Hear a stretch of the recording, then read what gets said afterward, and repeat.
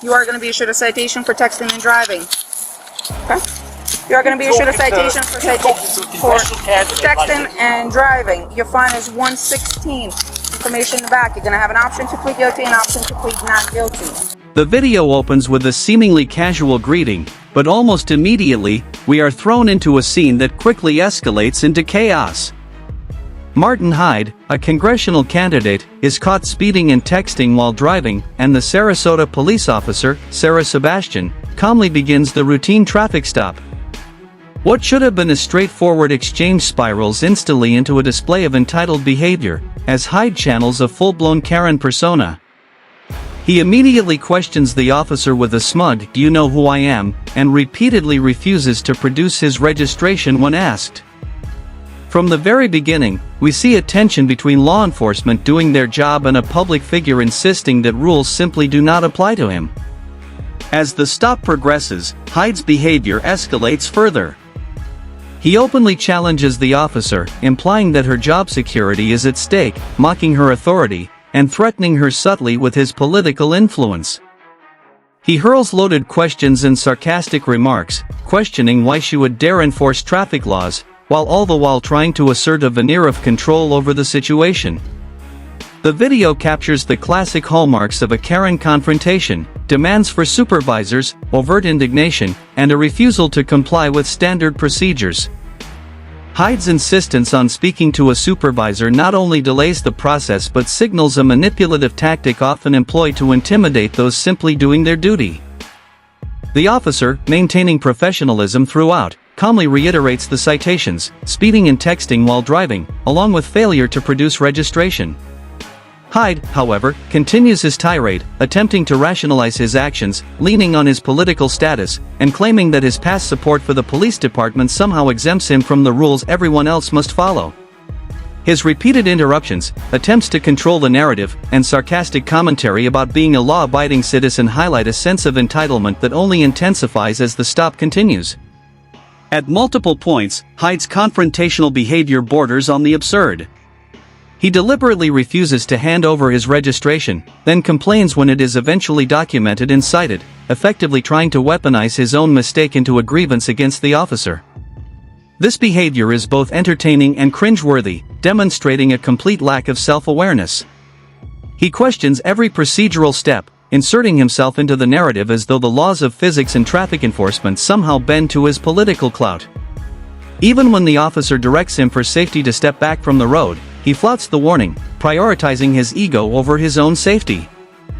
As the video unfolds, the audience begins to see the layers of irony and hypocrisy.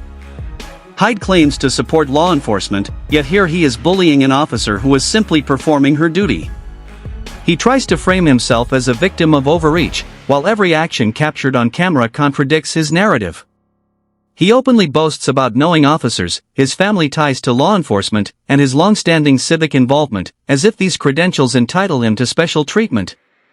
The video captures the raw tension between entitlement and accountability, highlighting how positions of influence can sometimes distort one's perception of responsibility. Eventually, the stop transitions into Hyde's infamous apology. Here, the spectacle reaches its peak. He admits, almost reluctantly, that he tried to bully the officer, but immediately pivots, justifying his behavior through convoluted reasoning about political influence, past contributions, and the greater good. The apology is awkward, disjointed, and dripping with irony, an attempt to appear contrite while simultaneously undermining any genuine responsibility. This segment of the video alone could fuel discussions about accountability, humility, and the perils of unearned confidence in public office. Throughout the video, Sebastian remains composed, professional, and methodical, documenting citations, issuing warnings, and maintaining her focus despite Hyde's theatrics. Her demeanor stands in stark contrast to Hyde's erratic energy, emphasizing the theme of competence versus entitlement. Even when additional officers arrive, Hyde's attempts to manipulate the narrative continue, questioning whether body cameras are on, whether tickets are justified, and why his own registration was cited despite being present in the vehicle. Every interaction underscores a recurring pattern: he seeks control, not resolution, and expects compliance without accountability. From a narrative standpoint, this footage reads almost like a cautionary tale. It's a study in escalation, power dynamics, and public perception. Hyde's actions, refusing registration, demanding supervisors, threatening job security, and delivering a weak apology, create a series of teachable moments about how entitlement, privilege, and status can warp personal behavior. The contrast between a calm, professional officer and an overconfident politician dramatizes the consequences of failing to respect boundaries, laws, and professional roles.